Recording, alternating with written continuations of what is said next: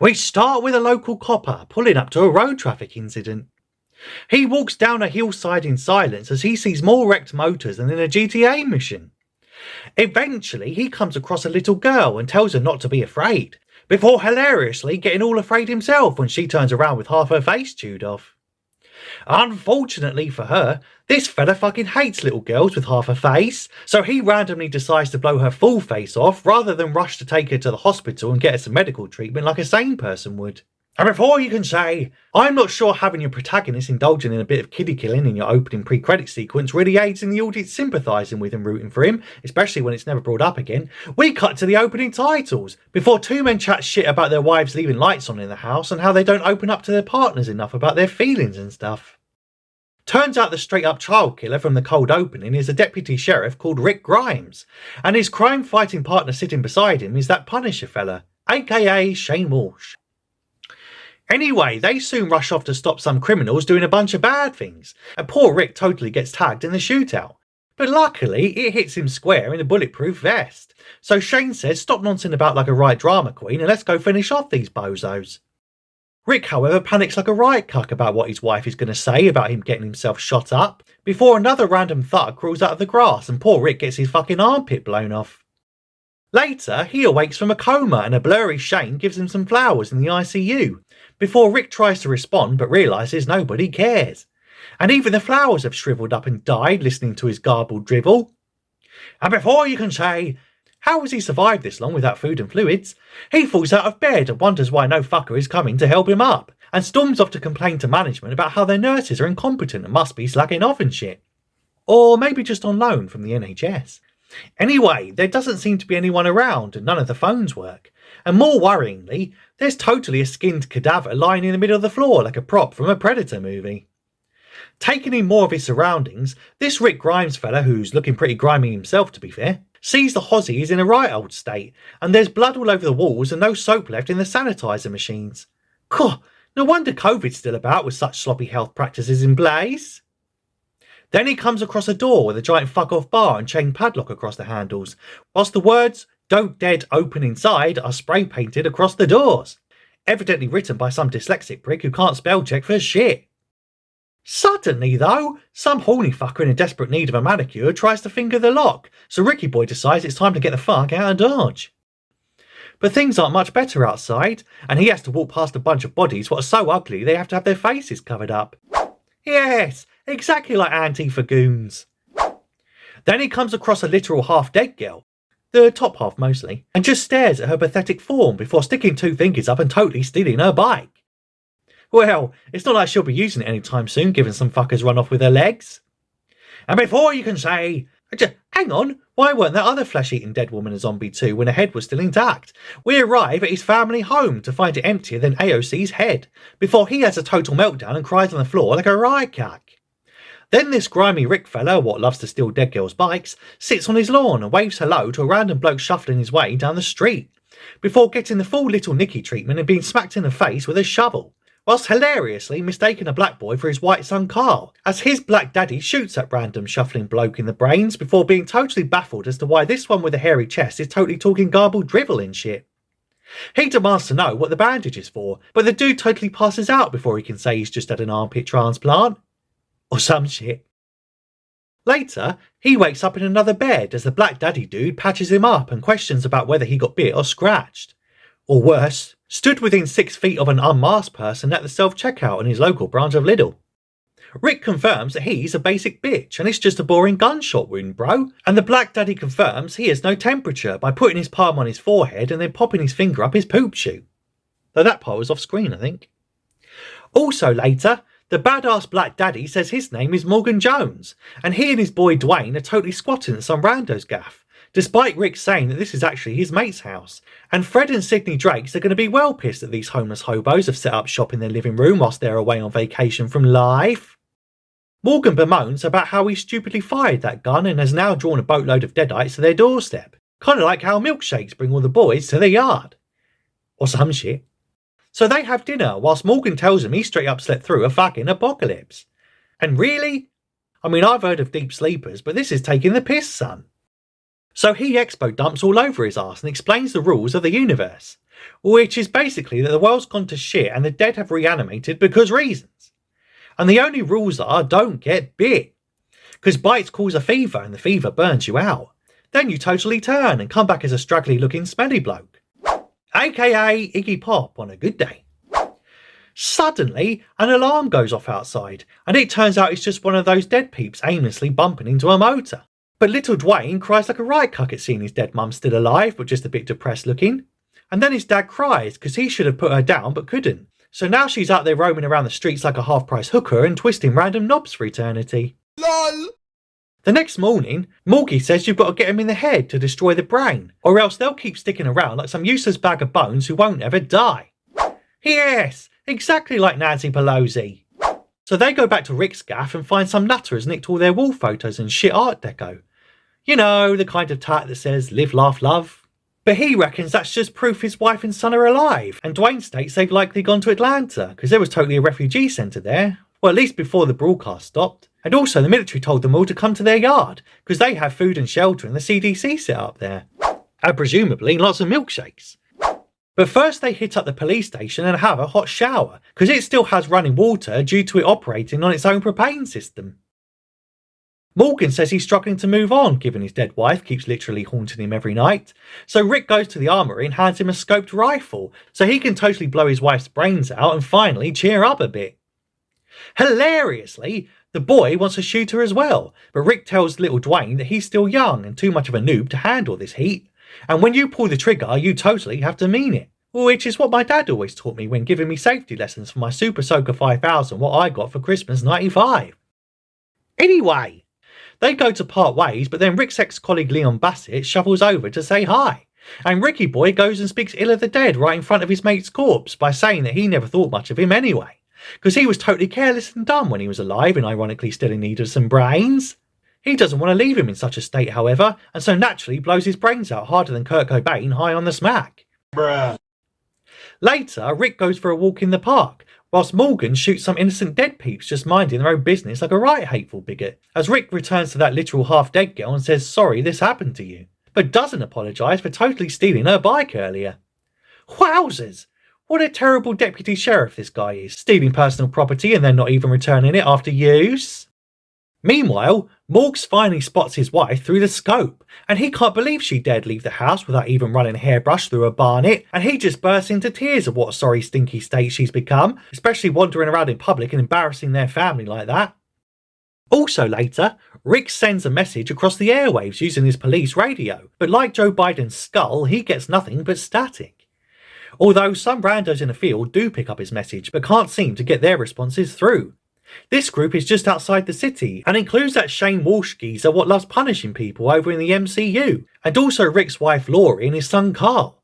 But unfortunately, Shane and Laurie now seem to be in a post-apocalyptic relationship, given they snog each other's faces off in a small tent. Elsewhere, Rick's so far gone that he tries to softly talk to a stallion like he's a real-life horse whisperer, and then trots off down a quiet and empty highway. And before you can say, this'll end well, he rides straight into a horde of the dead whilst chasing the reflection of a helicopter, before the grimy fuckers bring down that Grimes fucker and totally eats his horse, till he is quickly surrounded and has to hide under an abandoned tank. But the grotty fellas start crawling towards him from all sides, and it looks like it's curtains for the corrupt deputy sheriff what loves nicking bikes and shooting little girls in the head. And trapped, he totally tries to self-abort, before miraculously finding a small hatch under the tank and clambers inside.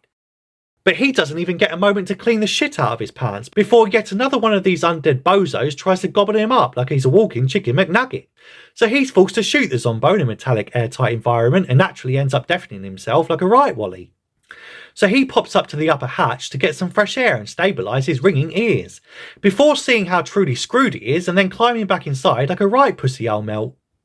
And just as all seems well and truly lost, a voice comes over the radio like a guardian angel, who proceeds to call him a dumbass and ask if he's cosy in there, as Rick just stares in bewilderment whilst an aerial drone shot shows just how fucked Atlanta is, with hundreds of thousands of brain-dead zombies uselessly shuffling around in the streets whilst destroying public property. Which sounds kind of like current-day San Francisco, to be fair. And that's it. That's the first epi. But man, what a start. This Frank Darabont fella sure knows how to keep you on edge. Though not sure his characters are the sharpest tools in the shed. I mean, Rick sure seemed surprised when he almost rode into a full herd of walkers.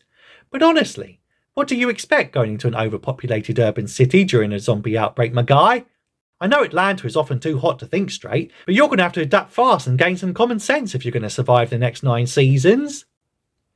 Anyway, that was it for the pilot, so naturally, let's go and see how they end it with the series finale.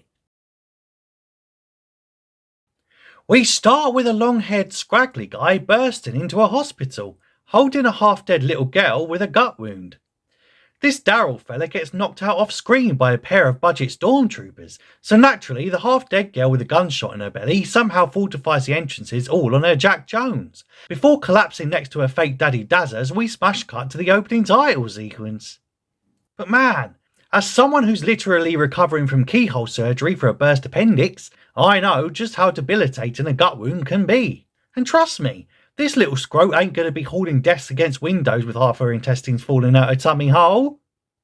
Anyway, so a bunch of characters cut their way through a horde of walkers who have somehow ambushed them because reasons. Before some bird called Jules gets her arm chewed up by some pervy fella who just wanted to give her a little kiss. So her lover boy Luke tries to help after getting all jealous, but is so useless he gets himself punched up too. And it looks like it's curtains for that random blonde woman who always secretly wanted to get eaten out at an orgy, but presumably not like this. The main characters drag away an injured Luke, as Daryl wakes up from a mini coma in a hospital, just like that grimy Rick fella did back in the first epi. Turns out he's been woken up by that Luke geezer crying hysterically because they've totally cut off his leg. And because his girly bird just got swarmed by more ravenous blokes than a Riley Reid gangbang. Hilariously, these two had just returned to the series after a long period of absence, so it was totally nice of the universe to bring them back just in time to die. Anyway, the little girl is called Judith and is Rick's daughter. Well, Shane technically, but who's counting sperms? And she's lost a lot of blood, and is herself in one of those famous crime family comas. Carol and Daryl plan their next move, as some dastardly villain called Pamela Milton has taken all the supplies and locked herself in a giant fuck-off gated community called the Commonwealth, and left the rest of her people to swivel as a large herd of walkers are currently heading toward the place. They totally plan to raid her gaff so they can get medical supplies for Judith, and also to overcome the main baddie because basic plot structure, bro. Daryl reckons that some head honcho security guy called Mercer can get them in, but he's being hunted himself for doing bad things like treason and shit.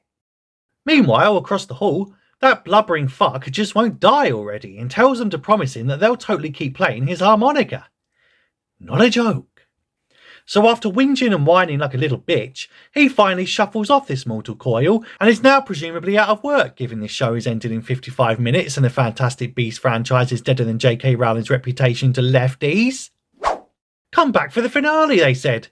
It'll be fun, they said. Daryl then says screw it and decides to give Judith his own blood, because apparently his type is most common. And he knows that because his brother Merle made him sell a few packs for Dosh back in the day. Because bloody hell, leather jackets and tatty vests ain't cheap, you know. So he opens up a vein for his fakey daughter Bird, who technically belonged to the ex-best friend of his old best friend.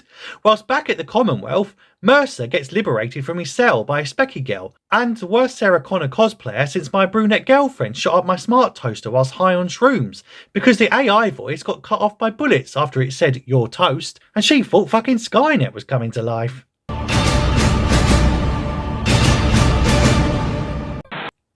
Anyway, a little later, the group are preparing for an assault, before being joined by yet more superfluous characters who they thought they had lost a few episodes back, because they've been too busy cosplaying as zombies and shuffling about in fields all day to come back and help them with their war thing. But they welcome Aaron and Lydia back from their spend a day in a zombie shoes day course, well, they got half price from wowter.com. And they all drive off toward the hospital. Elsewhere, Father Gabriel, Rosita and Eugene look for their little baby Coco, and it doesn't look too good given the nipper has apparently been abandoned in a creche where a bunch of walkers are now munching on the assigned caregivers. But luckily, this show started pulling its punches years ago, and because Frank Darabont now has nothing to do with the show, the new producers decided that killing children doesn't really fly with corporate sponsors these days, so naturally, Rosita and Gabe find their Sprog, and a few others all alive and well. Which is totally lame. You know, if my boy Frankie D was still running the show, then all them little scroats would totally be zombos by now, and they'd have a 10-minute overly dramatic silent scene of having to build up the courage to off the poor tots. Anyway, back at the Hozzy, Judith continues the Grimes family trope and wakes up from a coma in a filthy hospital, just like her fake daddy and her even faker daddy Daryl before her. Naturally, she's freaking out and worrying about whether she's going to die or not. And I guess she didn't get the memo about how kids are off the menu now. Does a B ain't calling the shots, and the current producers run a show that pulls its punches even in the final episode. Bruh. And before you can say, this series was so much better when they made kids look at the flowers and actually had some balls. Carol bursts in and they say they totally have to go, because walkers have breached their pathetic defences and shit. Carol then talks to Rosita and the boys via walkie-talkie, and turns out they've crashed their ride into a horde of walkers. Almost like Rick did with his horse back in the pilot. Anyway, they're totally screwed now they're surrounded on all sides by the Rolling Stones. I mean long faded rotting things. LOL! Out in the lobby, the Zombozos are back to their old tricks and munching up some random extras that unfortunately for them weren't infected with plot armour. And in a direct pull from Season 1 Episode 2, and also one of those OG Ramiro films I do believe, a walker then uses a rock to shatter a glass window, because it's taken over 700 episodes and 10 seasons for producers to remember that zombies used to be able to do basic things like finger padlocks and turn doorknobs. So they all retreat and try to find a way out of the back of the Hozzy, whilst Rosita and her boys decide it's time to nut up or shut up, and totally fight their way out of a zombie horde. Luckily, they all remember to protect their backs by strapping some random babies behind them, because as we've already established, dead infants are a no-no these days, and so now make ideal and literal plot armour. Backed into a tight spot with seemingly nowhere to go, they miraculously spy a random pipe leading to an open window above. But because of progressive third-wave feminism, Rosita reckons those two pussy old blokes should climb up before her, because she's stunning and brave and don't need no toxic man saying ladies first and shit.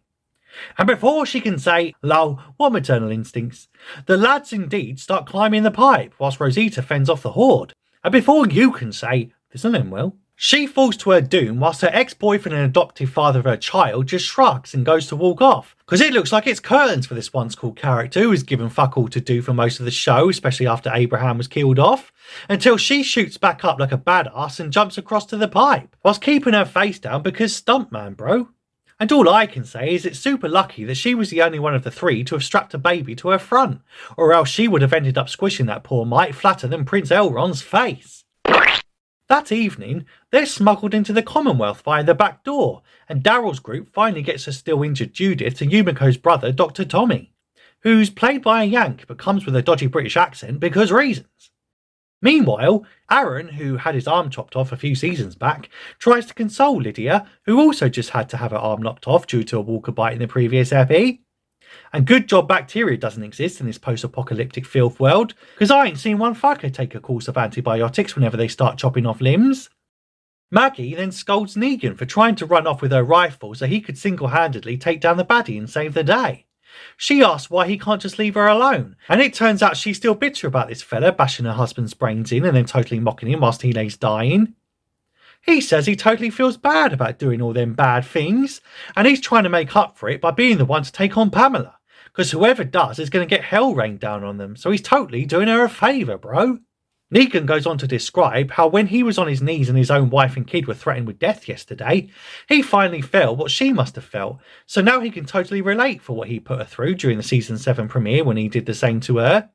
And he finally apologises 8.5 years later after that infamous incident where he smacked up a ginger and made her husband look like a reject from an Eli Roth Hostel sequel. And R.I.P. to the Asian fella who got hit so hard it turned his left eye Caucasian. But she just walks away without saying anything, whilst he looks up to the sky with tears in his eyes. Man, pussy old Negan is worse Negan. Speaking of pussy holes, the Mullet Meister cries about how he can't wait for summer to go swimming at Oceanside. Or some shit. And the girl who almost got eaten alive today is herself more composed than this Eugene cuck who can't seem to go an episode without blubbering. Which is even more hilarious given she admits that she totally got bit when she fell and in a place that they can't really cut off. So she's just making the most of the time she has left before the fever burns her out and she totally turns into that Iggy Pop fella. I mean a stinky bag of skin and bones. Meanwhile, Judith concedes a secret and says that the reason her fake mum Michonne left the show was to go and find her fake dad Rick, who she was convinced was totally alive. But little arsekicker was too scared to tell her fake dad Daryl in case he left her too. But before he can say, "Is this a bad time to tell you I'm in negotiations with AMC for a spin-off?" suddenly shots ring out outside, as it seems Milton's budget stormtroopers are shooting any of the desperate people what she left to die who tried to climb the wall. So Mercer says he has to stop this because he finally found his moral code, bro. And they can totally go home now as this really isn't their fight. But that bloke what once had a fuck-off tiger but now only has cancer says he's got nothing to lose, and so will totally help him on his clear and obvious suicide mission, and before long, the entire cast volunteered to assist him because the people are totally worth saving. And also because this place looks quite cosy and even has an ice cream stand, to be fair. Outside, we finally get our first glimpse of the baddie in this finale episode, as the dastardly Pamela Milton, who looks like she's obsessed with the Eurythmics, totally just stares at her people, who she's doomed through a giant fuck-off gate. So naturally, our heroes ambush her and her last remaining guards, as Mercer does some more treasony things and calls for her arrest. Because she totally went all communist in the last days of the regime and disappeared people in the night, and led the dead to their doorstep. Oh, and she also shot a child, aka Judith. Man, Frank Darabont would be proud.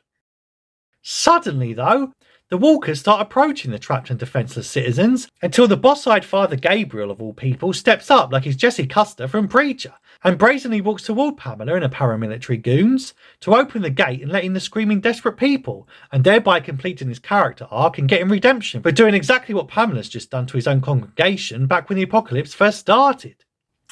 Naturally, she orders her goons to totally stop him, before Daryl asks why she's being such a bitch and keeps doing all these bad things.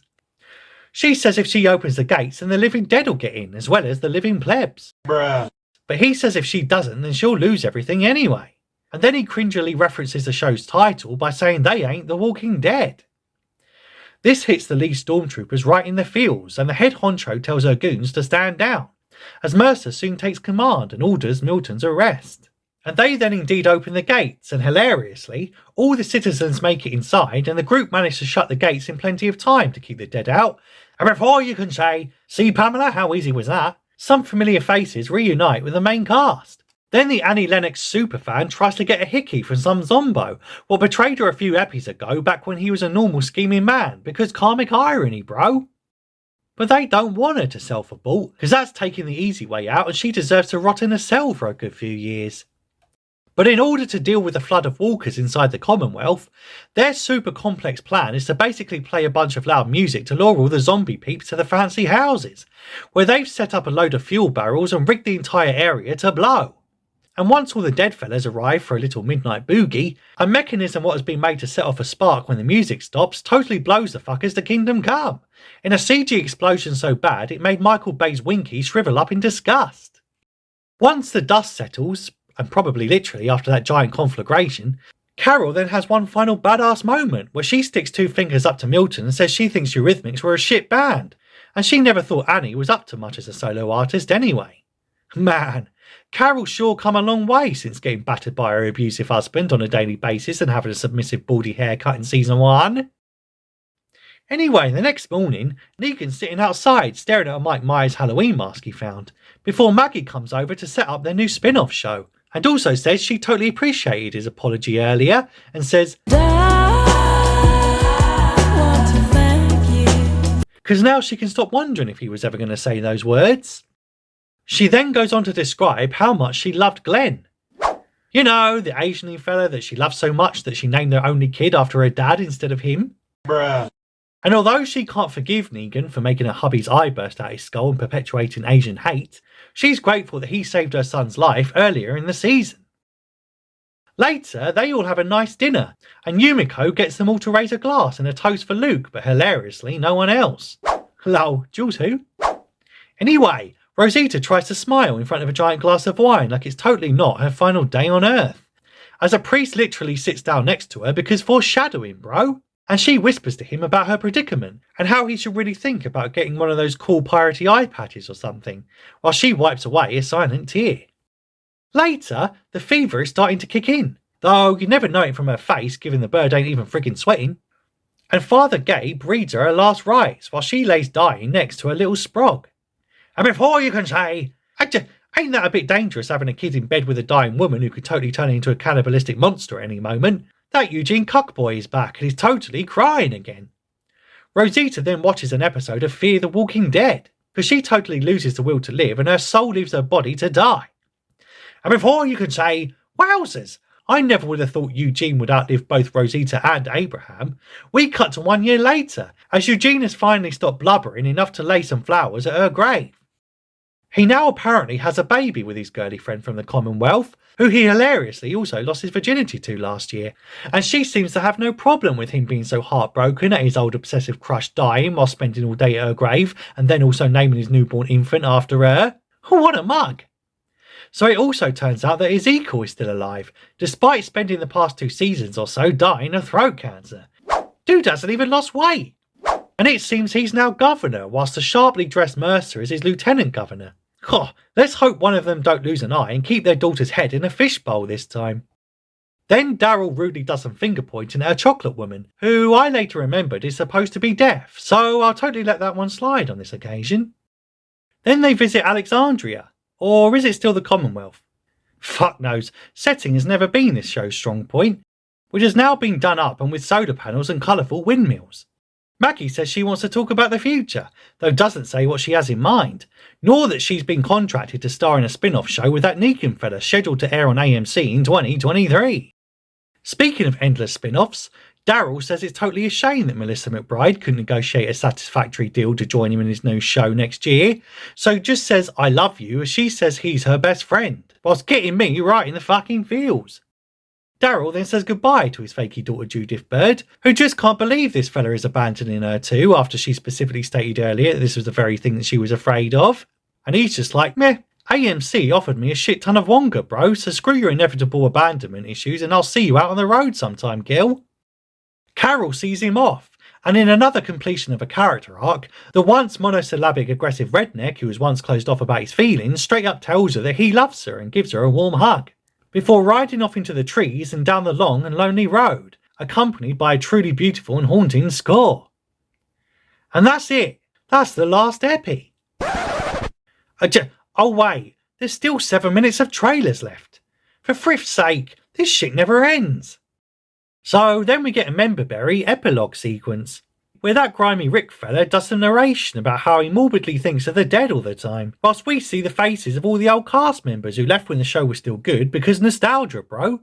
Michonne also does her own narration about love being endless, so that must mean that they are endless too. Or some shit. But before you can say, did Denai not have time to change out of a Wakanda Forever outfit before shooting this cameo, we cut to a barefoot Rick wading in a muddy riverbank because reasons, before a helicopter appears and tells him he better surrender like a right cuck. Hey, maybe this was the chopper reflection he was chasing back in the pilot when he almost rode into a herd of walkers.